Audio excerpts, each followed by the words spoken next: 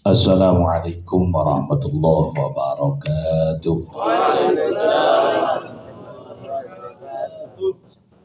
Bismillahirrahmanirrahim. Alhamdulillah hamdan hamidin hamdan syakirin hamdan yuwafi ni'amahu wa yukafi mazidah. Ya Rabbana lakal hamdu kama yanbaghi li jalali wajhikal karim wa 'azimi sultanik. Subhanaka la nuhsi thana'an 'alaika kama asnaita 'ala nafsik. Walakal hamdu hatta tarda, walakal hamdu idza radit, walakal hamdu ba'da ridha. Allahumma salli wa sallim wa barik ala sayyidina wa maulana Muhammadin wa ala alihi wa ashabihi ajma'in. Wal 'aqibatu lil muttaqin wa la haula wa la quwwata illa billahil 'aliyyil 'azim. Hadratal muhtaramin, syukurnya para alim, para ulama, para sesepuh, para bini sepuh, para sesepuh, wabil khusus ketua takmir dan juga selaku sahibul bel majelis maulid yang malam hari ini kita laksanakan. Bapak Sutikno sekeluarga, semoga dengan beliau mengadakan kegiatan seperti ini akan membawa keberkahan kepada keluarga dan juga kepada kita semua. Ketua RT, Ketua RW, para pimpinan jamaah, hadirin hadirat yang dirahmati Allah. Setiap kali kula jenengan sedaya melaksanakan kegiatan seperti ini, peringatan Maulid Nabi, selalu yang kita baca itu pasti adalah mawalid. Mawalid itu jamak dari maulid. Saya itu sering kali ketika berdiskusi ataupun bermujadalah dengan orang-orang yang di luar, itu seringkali mereka itu selalu memasalahkan. Mereka selalu menganggap bahwa ini adalah tidak bagian dari perilakunya Nabi. Dan ini menjauh zaman sekarang dengan keterbukaan informasi seperti sosmed itu, mereka ini mencari pengikut. Makanya saya pernah waktu ngajar di kampus, karena elek-elek orang itu belum yo dosen di amin. Elek-elek api-api guru ngaji. Hanya saya ini DPR, Dinas Pengajian Rutin. Sampai ada yang pernah bertanya, apa sih hakikatnya maulid itu? Jadi orang yang mereka itu membedakan seringkali memang tidak tahu hakikat maulid. Nah, kenapa? Karena memang ini bahasa Arab. Dan beliau yakin memang orang permata rejen sini yuk karo isini maulid itu apa ada. Ya, tahu-tahu kayaknya itu seperti mantra-mantra yang bisa dibaca ya, agar kemudian kegiatan Maulid Nabi itu, peringatan Maulid Nabi lebih semarak gitu. Padahal sebetulnya para hadirin rahimakumullah, wajar jika ada orang bertanya sedemikian. Hakikatnya Maulid niku nopo, terus pentingnya nopo, dan manfaatnya nopo. Nah, ini makanya ngaji pada malam hari ini akan saya terangkan. Jadi para hadirin rahimakumullah, Maulid ini, mawalid ini sebetulnya adalah nasar. Nasar itu kalau dalam bahasa Arab, di bahasa Indonesia kan itu narasi. Narasi tentang bagaimana sirah Nabi Muhammad Rasulullah SAW. Karena memang kita tahu bahwa untuk menumbuhkan kecintaan kita kepada Nabi Muhammad, kecintaan umat kepada Nabi Muhammad, itu tidak lain dan tidak bukan, caranya itu memang harus diterangkan. Laqad kana lakum fi Rasulillahi uswatun. Kalau kita taat pada Rasulullah itu jelas, sebab memang kapasitas Nabi ini Rasul. Beliaulah yang dalam keterangan-keterangan yang saya sampaikan dalam pengajian yang sama di majelis yang sama. Dukun niki Pak Teko gak bosen-bosen ngundangi kula. Alhamdulillah. Ini selalu saya sampaikan, sing ngerti pancen ngerti Quran itu hanya Rasulullah. Yang paling paham dengan Quran, kitab suci kita itu adalah Rasulullah. Makanya dalam Al-Quran itu mesti selalu yang dipesankan oleh Allah, wa'atiullah, wa'ati Rasul. Taat nang Allah artinya kita taat kepada Al-Quran. Wa'atiur Rasul, kita taat kepada Rasulullah, artinya mengikuti sunnah beliau. Kenapa? Karena memang yang mengerti Quran hanya Rasulullah. Makanya berpegang kepada hadis itu memang betul. Menjadi utama iya. Tapi berpegang kepada hadis saja nyewu. Ini akhirnya juga tidak baik. Kenapa? Karena kita ngerti qad kana lakum fi Rasulillah uswatun hasanah. Hakikat dari apa yang disampaikan Rasulullah itu sebetulnya bukan sekedar hukum. Duduk baik sekedar carane salat yok nopo. Bukan carane poso yok nopo, bukan carane zakat yok nopo, tapi bagaimana kita itu bisa berperilaku dengan menduplikasi akhlak dari Rasulullah SAW. Nah, hadis itu diproduk hanya ketika Rasulullah diangkat jadi nabi. Sebelum Rasulullah diangkat jadi nabi, maka tidak bisa disebut hadis. Dan Nabi Muhammad Rasulullah SAW itu diangkat jadi nabi kan umur 41 ya. Kalau secara hijriah, kalau secara masehi 40. Makanya itu kenapa kok umur 40, karena memang kita tahu kematangan seseorang itu umur 40. Jadi jenengan si umuri sak durunge 40 koyo lari-lari santri koyo kula ngeten iki durung matek blas. Nggih. Makanya pasti butuh bimbingan. Maka orang kalau umur 40 kok tiba betul-betul sukses, maka akan sukses terusnya. Sampai ada istilah begitu. Lek umur 40 kok gak sukses, biasanya sukses untuk selanjutnya angel. Itu istilah kalau dalam orang pebisnis begitu. Kenapa? Karena kematangan. Rasulullah ini diangkat jadi nabi karena kematangannya ber-40. Sehingga kita tahu dari situlah kemudian muncul. Kenapa? Karena ketika beliau diutus jadi Rasul, maka kapasitas beliau sebagai Rasul itu otomatis menjadi dalil. Akhirnya wonten jenenge hadis. Lah, para hadirin rahimakumullah. Inilah alasannya lek wong kono-kono akhiri mengatakan bahwa maulid itu adalah bid'ah. Sebab nopo? Kalau hadis sih. Nabi itu tidak pernah seperti yang diceritakan dalam maulid itu tidak pernah itu goro kabeh. Kenapa? Karena mereka berpegang bahwa jenenge dalil itu harus hadis. Kalau tidak ada hadisnya berarti bid'ah. Nah, ini yang mereka akhirnya mengatakan kita itu selalu melakukan bid'ah. Tambah bid'ah maneh wis sing diwaca iki kalau hadis, sing diwaca iki kalau hadis, isine mantra bisa, majelise ono ketakluan bisa, ono sing dikeplaki kok ngeten iki. Ya. Rasulullah tidak pernah melakukan ini. Apa maneh ono tegane, ono weci. Rasulullah SAW tidak pernah menggoreng weci. Wah, ini HP ini. Lho pancen hadise iki gak ono. Mana son gomik barang. Ini para hadir, makanya kula jenengan sedaya kudu ngerti. Mereka mengatakan demikian itu juga salah, karena pegangannya hanya hadis. Lah ini berbeda dengan kita para hadirin. Kita itu yang kita jadikan pegangan itu adalah sunnah. Wa min sunnahir Rasul sallallahu alaihi wasallam adalah asyirah an-nabawiyah.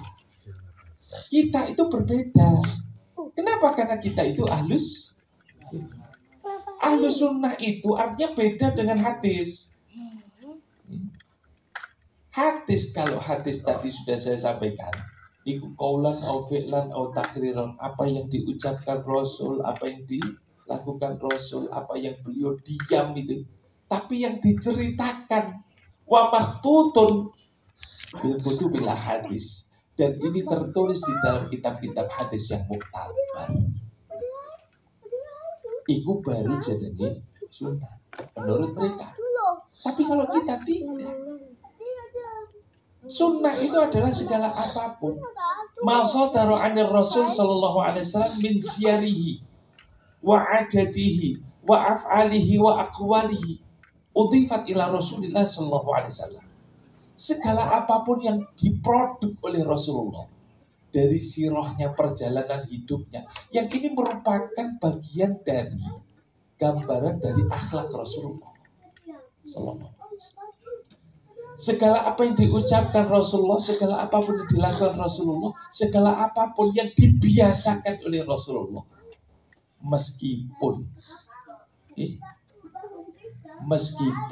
Rasulullah belum diangkat menjadi, coba mengerti. Lu ini membedakan por hal ini. Makanya saya sudah berkali-kali menjelaskan. Apa sih maulid niku? Maulid niku sebetulnya sirah, perjalanan hidup yang di situ diterangkan bagaimana kebiasaan Rasulullah, akhlak Rasulullah. Mulai cilik itu sudah disebut Al-Amin. Mulai kecil Rasulullah SAW sudah tersebutkan sebagai Al-Amin. Sebab mulai cilik gak tahu goroh. Makanya ini apakah bisa jadikan dalil? Bisa. Kenapa? Karena yang kita ajari ini Nyun Sewu bukan hanya generasi tua, generasi muda ini harus ditanamkan cinta kepada Rasulullah. Ini contoh. Kadang sering kalau nih Nyun Sewu, contoh gampang mau. Kenapa sih dalam tradisi kita arek cilik kudu dipelajari, kudu senang sunat? Ketika kita bicara sunat, bahasa Arabis nopo saja? Kita. Bahasa Arabis sunat itu kita. Lah kok di Jawa tadi? Ini kan aneh. Bahasa Arabis khitan, kok di Jawa tadi sunat? Ternyata inilah maksud bahwa kita itu untuk mencintakan anak-anak kita. Masih durung balik, masih durung dewasa. Kita harus juga mulai menanamkan cinta kepada Rasulullah SAW. Lah, sing paling iso dilakoni arek cilik apa? Yo sunat niku. Dikongkon sholawatan wong arek cilik. Ya. Sing liyane sholawatan dik iki yo rame dhewe. Lumrah wong arek cilik. Ngoten. Kene sholawatan golek ganjaran, mereka belum mengerti ganjaran. Tapi jangan sampai mereka tidak cinta dengan nabinya. Mereka jangan sampai tidak mencintai Rasulnya. Makanya masih rame dewe yang banyak turun ngerti ganjaran. Yo santai aja, masih tembak-tembakan di ini gak apa-apa. Gak masalah. Contohnya jelas gitu kalau dewe. Langsung. Ada isopo. Tapi yang saya pun jenengan tinggali, arek cilik gelem sarungan, gelem kopian, baik apa enggak? Oh, saya baik. Tiba katok-katok. Apa mana gak kelampek, ote-ote, pesan dolar. Tidak bagus. Ini sudah kita mencintakan, ini berarti bapak isopo ngene. Tapi dengan melihat bahwa anaknya ini tadi sudah sarungan, sudah kopian, apalagi kalau sudah sunatan, berarti bapaknya sudah berhasil mencintakan anaknya kepada Rasulullah SAW. Allah SWT Muhammad. Lo niki lo sunnah orang ini. Ini yang saya gak butuh hadis, gak butuh. Tapi yang kita butuhkan apa untuk mencintakan mereka? Sunnah Rasulullah SAW. Apa mana le urusan sunat mau kita? Karena kita tahu dalam sirah ini kalau tidak ada sirah, tidak ada nasar, tidak ada maulid berjanji yang kita baca seperti ini, kita tidak akan pernah mungkin akan paham dan tahu bahwa Rasulullah itu Sallallahu Alaihi Wasallam itu sudah disunat maktunan biyadihil inayah mahkulan bikuhlil hidayah. Nabi niku lahir procot wis sunat. Sing sunat sapa? Duduk dokter, duduk mantri. Langsung wis ndek jero rahim itu disunat malaikat Jibril. Ya Allah. Makanya kalau Nabi Rasulullah SAW begitu lahir saja sudah sunat, bagaimana anak-anak kita menjadi orang yang cinta kepada Rasulnya? Maka yang paling bisa dimengerti oleh mereka-mereka ini, yo sunat iku makanya ayo nak masuk turun gede, apa? Turun gede masuk sik cilik, gak apa-apa. Sing penting ya apa carane kita cintakan mereka pada Rasulullah. Makanya akhirnya khitan bahasa Arab kok dicoro Jawa no sunat, karena agar mereka cinta dengan sunnah Rasulullah Sallallahu Alaihi Wasallam. Allah salli ala Muhammad. Makanya contoh lagi kalau dalam Al-Quran, Masya Allah. Bagaimana Rasulullah SAW itu ahsanan nasi khalqan wa khuluqan. Bahwa Rasulullah SAW dan maulid tiba ini, Nabi Muhammad Rasulullah SAW itu ahsanan nasi khalqan wa khuluqan. Wa araba'an fada'il taulat wal injil wa zabur wal furqan. Wa jamallah baina ru'yati wa kalam wa qara asma'u ma'asmi tambihan ala uluwi maqam. Ya Allah, ya Pak. Ada tidak orang yang paling sempurna di dunia selain dari Nabi Muhammad SAW? Tuh. Makanya kita itu harus mengerti sebetulnya kalau dalam konteks modern, ini Yono dosen masalahnya. Pendidikan yang paling hebat itu sebetulnya pendidikan model apa? Karena kita tahu Indonesia ini pendidikan itu ganti-ganti, mulai GBHN, BN, ya, sampai kemudian ganti kurikulum 2006, Kurtilas, saiki ganti kurikulum Merdeka. Ini sebetulnya menunjukkan betapa bingungnya orang-orang Indonesia. Ojo cacak rakyat itu, menterinya bingung. Menterinya itu bingung. Bagaimana sih kita mendidik anak-anak kita? Sehingga para pakar, profesor, dokter, kelompok itu tidak pernah bisa membuat sebetulnya metode dan role model bagaimana pendidikan yang terbaik. Kenapa? Karena mereka itu hanya berdasar kepada logika. Mereka itu hanya berdasar pada nalar, kecerdasan. Sehingga kemudian pendidikan yang baik itu harus didasarkan pada filsafat. Oh, tuh kita di kampus yang makannya sewu.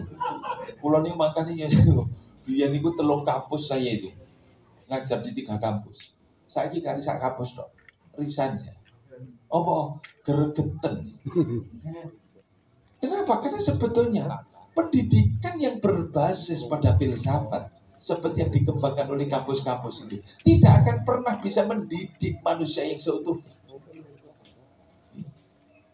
Makanya alhamdulillah, alhamdulillah barokah saking wong tuwa nggih. Orang tua saya punya pesantren dan sekarang saya pun mengelola pesantren. Ki praene arek santri kula wis model ngene iki. Gemblek keduk ngeten iki. Nggih. Lek ngantuk yang telosor ya ngono. Ya sekarang kopi ayo wis padha betah kabeh ngeten iki sampai terbangan sih seragaman. Tapi kita tahu apa sih hakikat dari pendidikan. Dari sampaikan Rasulullah, dari yang disampaikan oleh para sahabat, diturunkan kepada tabi'in ulama salafun salih, sampai ada mawalid-mawalid seperti ini. Bahwa role pendidikan yang terbaik itu sebetulnya adalah duplikasi. Duplikasi itu apa?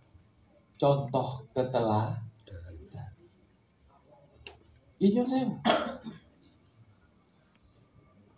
Itu tidak akan bisa tergantikan. Makanya kampus itu menghasilkan orang-orang yang sebetulnya mereka itu punya masalah dengan dirinya sendiri. Sarjana hukum tiba-tiba tadi wong hukuman. Sarjana hukum malah tadi wong hukuman.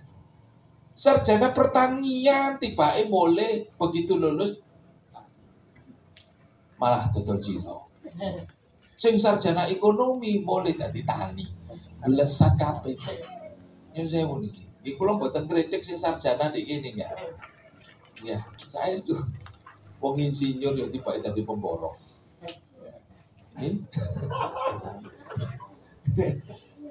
Apalagi sarjana macam-macam nih, Masya Allah. Tidak jelas semua. Tapi kita itu mengerti dari apa yang disampaikan Rasulullah, yang disampaikan oleh Al-Quran, bahwa laqad kana lakum fi Rasulillahi uswatun hasanah. Bahwa kita itu mengerti dari apa yang disampaikan Allah, bahwa duplikasi itu adalah role model terbaik untuk pendidikan. Sehingga inilah kenapa alasannya buatan narasi-narasi yang disampaikan oleh para ulama. Sebab untuk menduplikasi bagaimana hakikat Rasulullah, perilaku Rasulullah itu tidak cukup meisa maulid. Makanya maulid itu kalau panjenengan tahu itu banyak sebetulnya. Biasanya umum di pojok, di perigi biasanya tiba. Yang biasanya di majelis-majelis Riyadul Jannah, Thoriqus Sa'adah, Thoriqul Jannah, Thoriqoh ini loh. Banyak sekali. Itu biasanya Maulid Habsyi. Ini dalam satu buku ini sebetulnya bukan hanya Tibai, ada Barzanji, ada Syarafil Anam, ada Al-A'zab, ada Liyaul Lami, banyak sekali maulid. Kenapa kok banyak? Sebab untuk menggambarkan betapa hebatnya Rasulullah, betapa Rasulullah SAW adalah ahsanan nasi khalqan wa khuluqan, manusia terbaik dalam akhlaknya, dalam penciptaannya. Itu tidak cukup hanya satu kitab, butuh berkitab-kitab. Dan kenapa ini dikarang dan selalu kita baca? Agar kita bisa mengerti siapa Rasulullah dan bagaimana perilaku beliau. Jadi makanya jangan membatasi Rasul itu sejak jadi Rasul saja. Makanya mau ngaji hadis itu api. Tapi hadis itu hanya membatasi Rasulullah itu diceritakan sejak beliau jadi Rasul. Padahal kalau kita itu mendidik anak-anak kita nih, bagaimana mudanya Rasulullah, bagaimana beliau itu ketika lahir sampai dibesarkan pamannya, ditinggal wafat oleh bapaknya, diasuh oleh ibunya tapi tidak lama ditinggal mati. Bagaimana beliau akhirnya diasuh oleh Halimatus Sa'diyah, bagaimana beliau bermuamalah dengan Halimah, dengan ibunya yang nyusoni itu, bagaimana beliau itu berperilaku baik dengan istrinya, padahal istrinya lebih tua. Orang model kayak wong saiki selingkuhan, Masya Allah banyak sekali. Bojo wis ayu kadang sik selingkuh ya. Kenapa? Biasa rumput tetangga lebih hijau. Coba. Kenapa kok itu terjadi? Karena yang ditiru bukan Rasul, sing ditiru koncone. Konco kantor, konco nyambut gawe, apa maneh konco sopir. Sopir. Baca slogan ini kok idahnya dipakai bukan kok idahnya tiba, yang dipakai kok idahnya bokong itu. Lali rupani iling rasanya.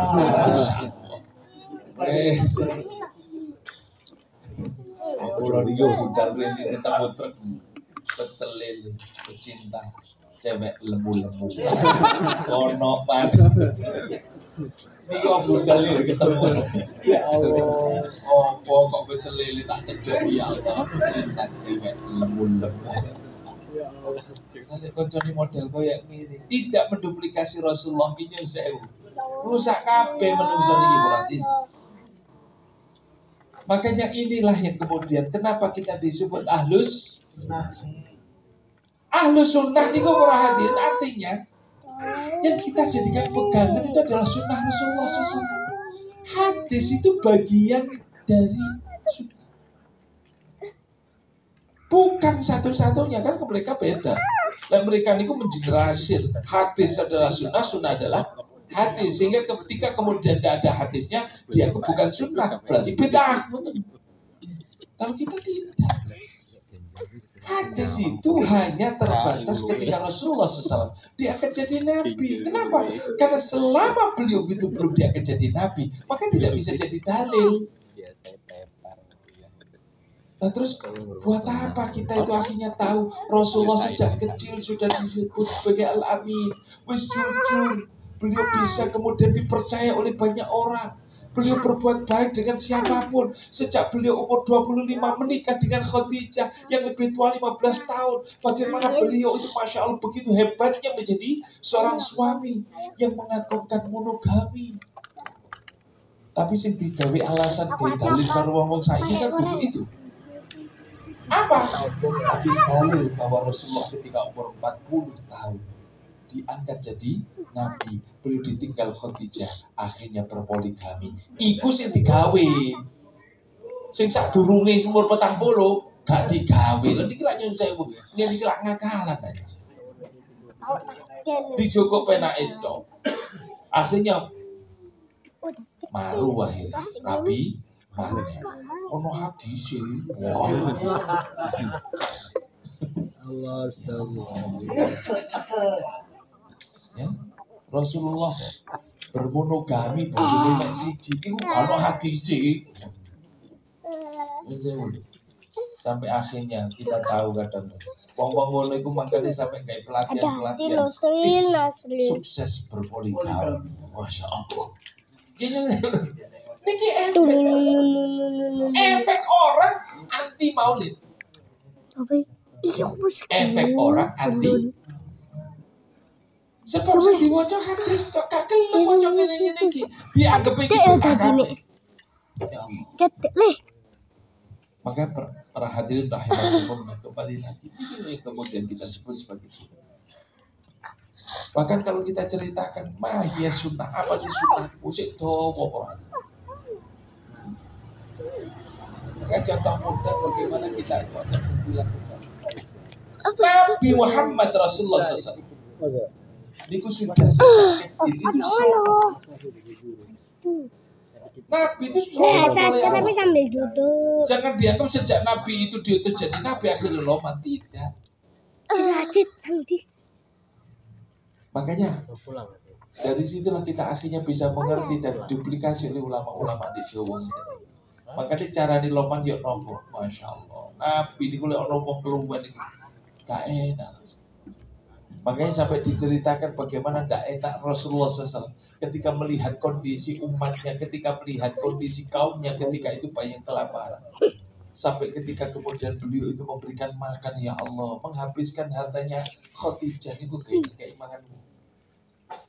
Menyantuni anak yatim. Sampai akhirnya ada ayat yang turun.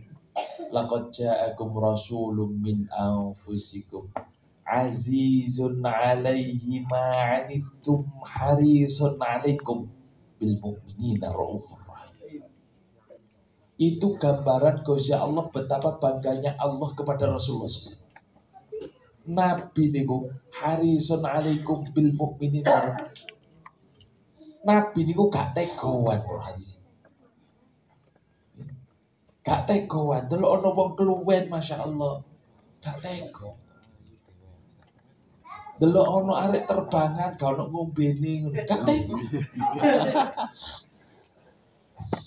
Orang malah dijarno. Apa maneh ono tamu gak disuguhi. Nemen. Maka kita akhirnya mengerti dari sini. Kenapa kita punya perilaku baik seperti ini? Kan ini diajarkan para ulama kita. Dalilnya kalau dari nasar. Tapi kalau orang itu pegangannya hanya hadis saja, ini dianggap bid'ah kabeh. Apa mana sih disogono kalau ini teh pojok ini? Zaman Nabi gak ono teh pojok. Aku gak ono. Apa mana jenenge kelompok tegan ini? Gak cukup lu pada pasir. Duren tau lah gitu.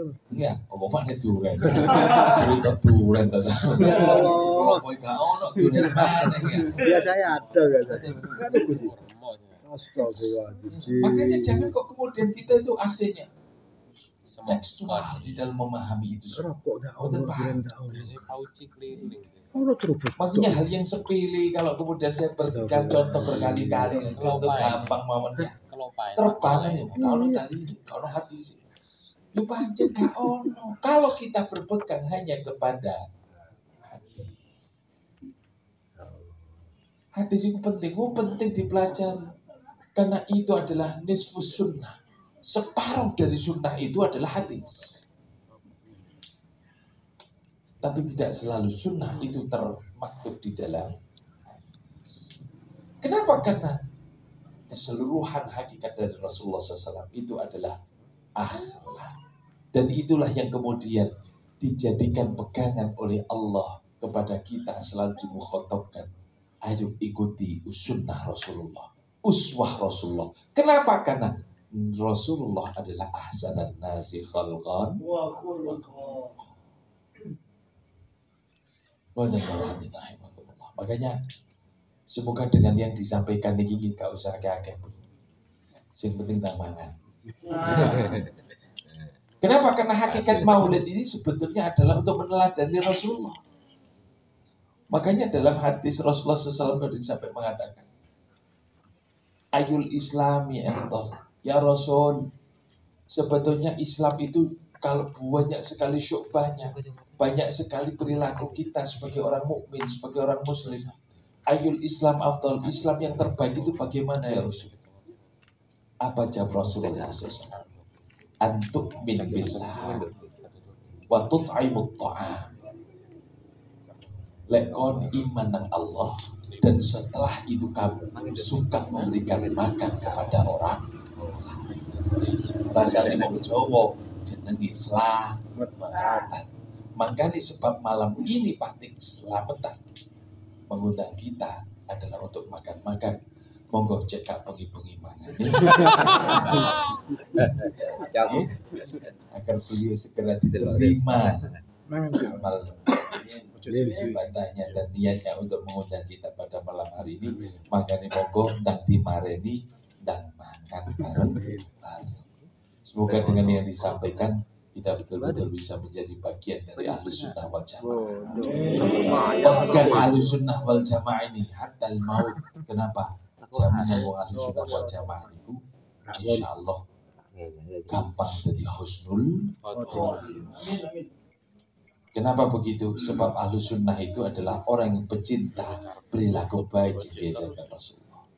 Wong niku nyun sewu sampai kadang ada kiai-kiai dulu. Wong Islam lek ahli sunnah itu kemungkinan besar untuk menjadi ahli sunnah itu adalah sangat luas sekali, sangat besar dibanding umat terdahulu. Niku dawuh Yai kula pasah. Loh napa Yai diketikan? Sebab wong NU, wong ahli sunnah iku seneng tahlilan. Lah ukurane wong husnul khotimah iku mesti mati ning la ilaha illallah. Sehingga kalau orang itu kadang masih perilaku nih kadang nyun sewu nang toko yo rapati api, kadang nang bojo yo jeladuan, tapi lek sergap tahlilan insyaallah mati di gampang gowo kalambah la ilaha illallah. Apa maneh lek senengane ngundangi wong dikai mangan dikai alhamdulillah. Ini moga-moga jadi motivasi bagi yang lain ya. Senang juga melakukan hal yang sama. Muka manfaat barokah usikum wa nasikum Allah. Allahumma fiq lahu tariq. Assalamualaikum warahmatullahi wabarakatuh.